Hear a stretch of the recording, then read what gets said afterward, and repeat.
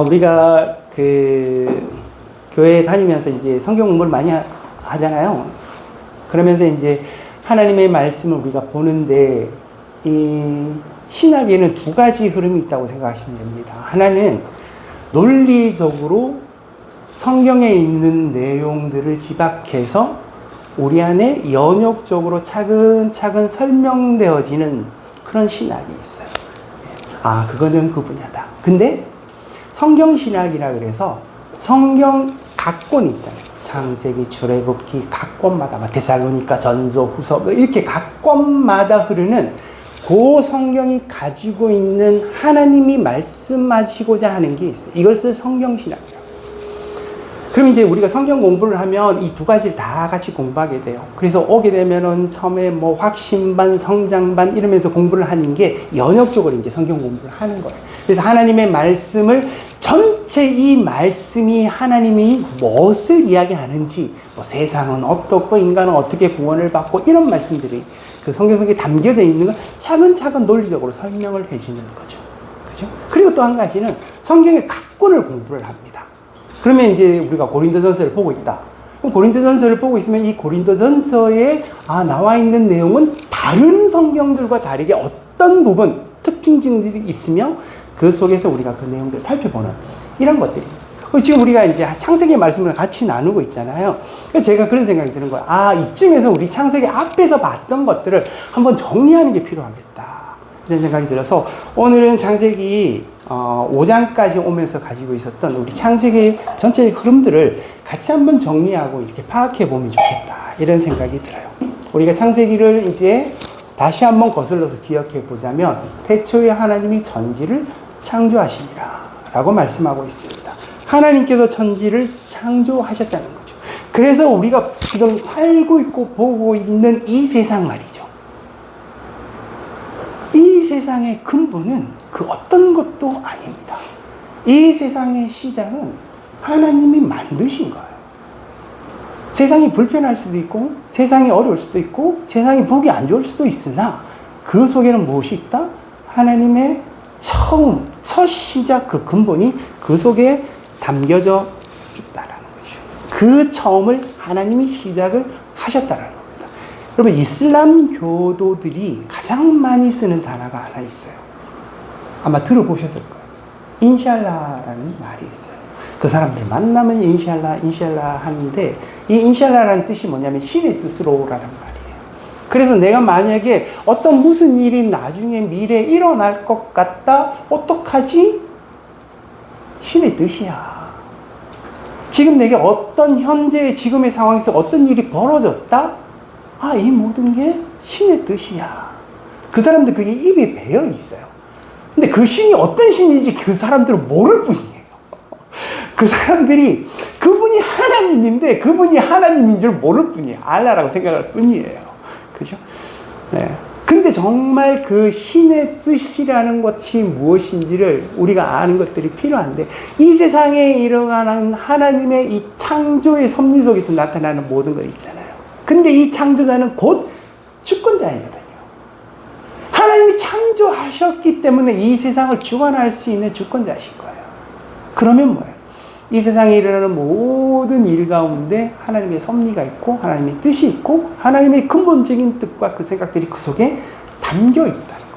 그래서 우리가 이 창세기의 1장에 다른 어떤 이렇게 것들은 세상이 어떻게 만들어졌으면 이런 이야기가 거의 없어요. 사람들이 그냥 상상하고 가설 있고 이럴 수 있는데 그것을 너무나도 분명하게 이 성경 속에서 이야기를 해준다는 겁니다. 왜?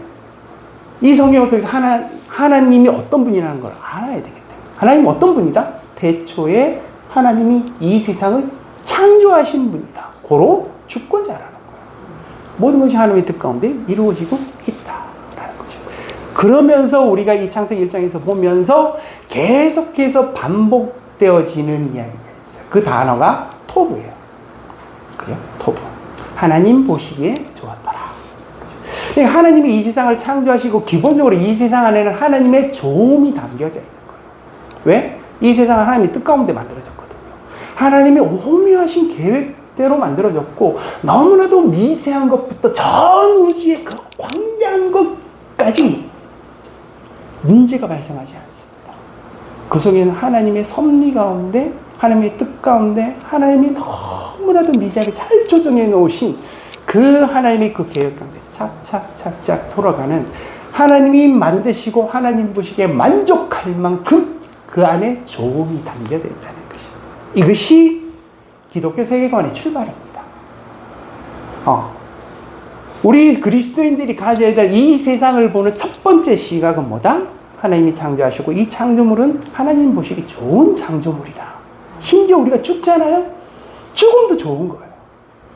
죽음이 비참하고 상실하고 없어지는 게 아니라 이 죽음까지도 하나님의 좋은 가운데 남겨져 있는 부분들이라는 겁니다. 하나님의 좋음으로 이 세상이 만들어졌다. 이것을 토부라는 거죠.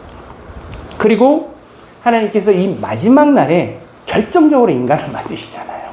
그죠? 하나님이 결정적으로 이 인간을 만드신 이유가 있어요. 하나님은 혼자 계시지 않잖아요. 삼위일체로 계실 뿐만 아니라 이 세상을 만드시고 이 세상을 만드신 하나님의 뜻과 계획을 함께 만들어갈 수 있는 인간, 이 세상을 주관하고 다스릴 수 있는 그 인간을 만들고 싶으신 거예요. 그래서 하나님께서 이렇게 말씀하셨어요. 인간을 만드시고 너희들은 뭐 하라? 이 세상을 충만하라. 이 세상을 정복하라. 이 세상을 다스리라. 이게 하나님이 하실 일인데 이걸 하나님 혼자 하시는 게 아니라 우리 인간들과 함께 하시겠다. 그래서 하나님 뭘 하세요? 늘 그 인간들과 소통을 해요. 아담과 하와를 만들어 놓고 그 아담과 하와와 늘 소통하시면서 아담과 하와가 동물의 이름을 짓고 그 다음에 이 세상 가운데 이 세상 어떻게 다스려 나가는지 그것을 함께 하는 그 즐거움. 저는 하나님 인간을 왜 만드셨을까? 이 근본적 질문이잖아요. 이게 하나님의 즐거움이지 않았을까? 이런 생각이 들어요. 막연히 그냥 인간을 만들어서 인간이 하나님을 막 찬양하고 막 이런 것을 바라고 원하신다는 것보다 정말 하나님은 그 인간과 함께 하시는 것을 즐거워하는 것. 그 즐거움이 하나님께 있으니 너무나도 분명한 목적이 계시지 않았을까? 이런 생각이 들거든요. 그래서 하나님은 이 인간과 소통하시면서 그 즐거움을 이 세상 가운데 다 만들어 놓으시고 그것에 가장 축소판 아담과 하와가 살 수 있는 에덴 동산을 만들어서 생수의 강이 막 흘러 넘치는 그 에덴에서 아담과 하와가 같이 살아갈 수 있도록 너무나도 완벽하고 완전한 그런 동산을 만들어서 그 가운데 살게 하셨습니다. 그렇게 쭉 살아갔으면 좋았을 텐데 인간이 그렇지 않아요. 하나님이 인간에게 무엇을 주셨는지 아십니까? 다른 것과 다르게 하나님의 뜻 가운데 이 세상은 거역하는 게 없어요. 제가 말씀드렸잖아요. 이 세상의 식물도 동물도 미세함도 우주도 하나님의 명령 가운데 모든 것들이 착착착착 돌아가게 돼 있어요. 근데 하나님이 인간에게 주신 게 있어요. 무엇을 주셨나? 자유를 주셨어요. 이 자유로 선택을 할 수 있게 하셨어요.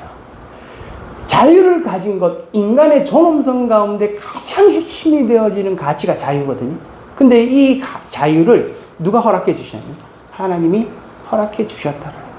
그래서 인간은 하나님을 선택할 수도 안 할 수도 있어요. 근데 이 자유에서 가장 중요한 게 무엇인가? 하나님이 인간으로부터 하나님의 영광을 받으셔야 되는데 하나님을 선택할 수 있는 자유가 없으면 하나님께 영광 올려드리는 게 부족한 거예요. 정말 인간에게 그 선택의 자유를 주심으로 하나님을 선택할 수 있을 때 정말 진정한 하나님께 영광 올려드릴 수 있는 부분이에요. 그래서 하나님이 인간에게 이 자유를 주셨단 말이에요. 자유를 주셨어요. 자, 그 자유로 인간이 정말 하나님과 소통하고 하나님께 영광 올려드리면서 이 세상에서 살면 좋았을 텐데 그 자유로 무엇을 선택해요? 하나님을 선택하지 못하게 된 거예요. 아담과 하와가 첫 번째 범죄를 저지르게 됩니다. 그 범죄의 핵심은 그거예요. 내게 자유가 있으니 나 하나님 마음대로 하기 싫어. 내 마음대로 한번 해보자. 그죠? 이게 자유가 있기 때문에 그렇거든요. 그래서 하나님이 하지 말라는 것을 거역해서 나는 내 마음대로 하고 싶으니까 그것을 따라서 선택해서 내가 주인이 되어서 그것을 결정하는 것, 이게 곧 뭐가 되는지 아시죠? 하나님에 대한 배신이고 불순종이 되어지는 거죠. 그래서 그 따먹지 말라는 것을, 홀라당 것을 따먹은 거예요. 그러니까 인간이. 근데 그 속에는 인간의 그 자유로 하나님이 아닌 자기 자신, 내가 주권자가 되어서 선택을 해버리는 거예요. 이게 죄의 핵심입니다. 우리 안에 있는 이 죄성이 그 본성이 속에 담겨져 있는 게 이거예요. 그 자유로 그것을 선택하여 가버리는 이 죄성이 계속 나옵니다. 그래서 우리는 우리 마음대로 살기를 원하는 것들이 있어요. 하나님의 뜻 가운데 우리들이 어떻게 살라는 것들을 주셨는데 이것을 무시하고 나는 내 마음대로 살겠다 해서 그 길을 걸어가 버리는 거죠. 이것이 본성 속에서 담겨져 있는 원죄가 되어서 우리 안에 그 죄성이 일어나게 돼요. 하나님 그것을 그냥 둘 수가 없잖아요. 결국 그 죄의 대가는 뭐예요? 영원한 죽음이에요. 예. 인간이 그때 어쩌면 인간의 역사가 끝나야 될 수밖에 없는 거잖아요. 근데 하나님은 그 인간을 정말 긍휼히 보시고 그 영원한 죽음을 미루신 거죠. 그리고 하나님께서 일을 하시기 시작합니다. 그게 구원의 역사예요. 인간을 긍휼히 여기셔서 그냥 바로 죽일 수 없고 그 영원한 죽음 가운데 처할 수밖에 없는 그 운명 가운데 있는 죄성을 가진 인간들을 구원하시기 위해 하나님이 계속적인 열심으로 하나님의 구원의 역사가 시작되기 시작합니다. 그래서 아담과 하와가 계속해서 그 생명을 가지고 잉태하여 낳게 되는 거죠. 낳고 아담과 하와가 가인과 아벨을 낳았습니다. 그 가인과 아벨과 아담과 하와가 뭘 하는지 보세요. 그들이 이 죄성을 가지고 있지만 하나님과 떨어져서 살 수 있는 존재가 아니거든요. 그래서 하나님께 나가서 용서를 구하고 죄를 용서를 구하고 저희들은 하나님 앞에 하나님의 뜻 가운데 살겠습니다라는 그런 예배, 그 제사를 드리는 거예요. 그죠? 이게 예배의 삶이었어요. 문제는 뭐예요? 그 예배를 드리는 와중에도 가인의 마음속엔 죄성이 나타나기 시작합니다. 계속해서 그 마음 안에 시기가 나타나고 질투가 나타나고 미움이 나타나고 결국에는 어떻게? 아벨을 죽여버리는 그 사건까지 이르요. 이게 가인이 선택한 거예요. 그 죄성을 이기지 못하고 그 죄를 성을 따라서 그 범죄를 저지르게 됩니다. 가인은 어때요? 또다시 쫓겨나는 거예요. 아담과 하와가 쫓겨났듯이. 그죠? 그 예배의 자리에서 쫓겨나 버리는 거예요. 그런데 하나님은 그 가인을 그렇게 버려두지 않으시죠. 이렇게 이야기하시죠. 절대 너를 죽이지 않겠다. 너를 지키겠다. 만약에 너를 죽이면 7배라도 받을 것이다. 이러면서 이 가인을 지켜주는 것들을 보게 됩니다. 그리고 인류의 문명이 계속되는 것을 우리가 봤죠. 두발가인도 나오고 그러잖아요. 인류의 문명이 계속해서 이 발전해 나가는 것들을 보여주는데 그 속에서 우리가 성경을 봤듯이 뭐가 나타나지? 인간의 오만함이 나타나는 거죠. 내가 주인이다, 내가 왕이다, 내가 마음대로 뭐든지 할 수 있다. 나를 죽여? 못 죽여. 나를 죽이려면 77배라도 받을 것이 하는 그 인간의 오만함이 그 속에서 나타나요. 문명이 발전하기는 하나, 기술이 발전하기는 하나, 인간의 오만함과 그 죄성은 이길 수 없다. 그래서 그 죄성이 계속해서 되풀이지는 이 세상 가운데 살고 있다는 거예요.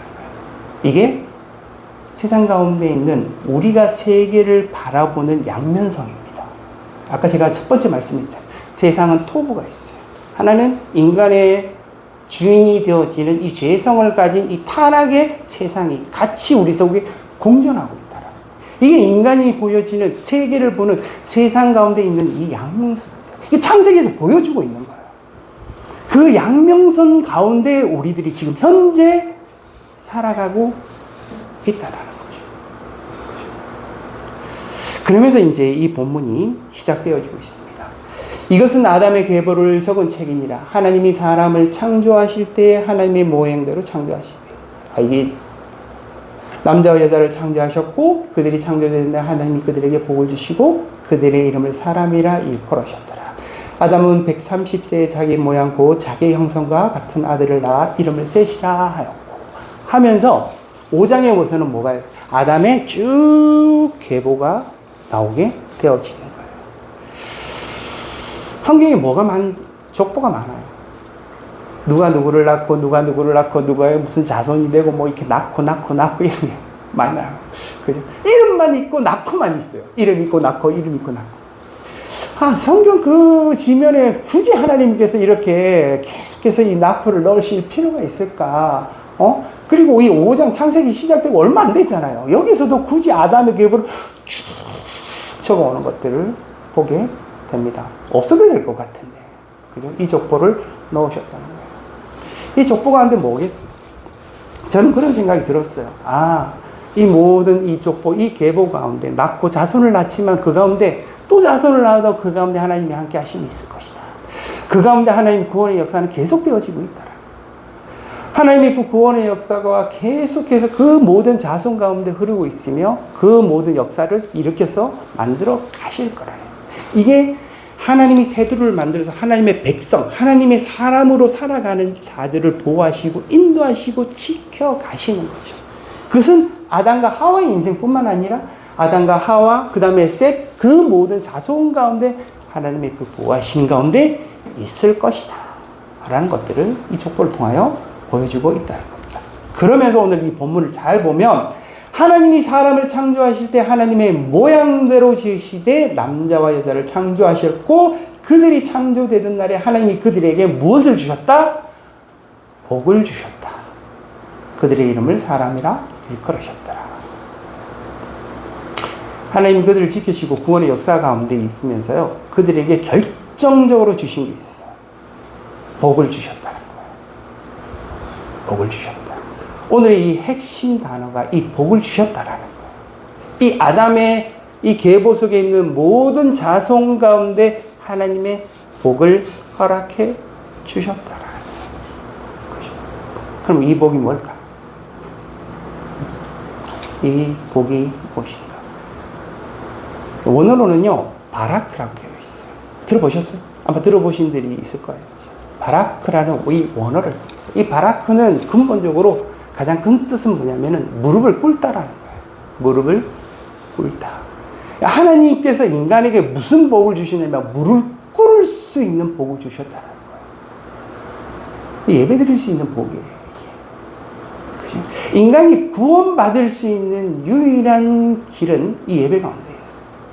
그러니까 내가 하나님을 인정하고 하나님 앞에 이 죄됨을 인정하여 우리가 예수 그리스도로 구속을 받은 것들에 대한 기억과 그것에 대한 감사와 그것에 대한 하나님의 임마누엘의 역사에 대해서 나는 죄인으로서이다. 나는 그 앞에 무릎 꿇고 하나님만 예배할 수밖에 없는 존재입니다. 고로 나는 생각한다 존재한다가 아니라 고로 나는 예배한다 고로 존재하는 거예요.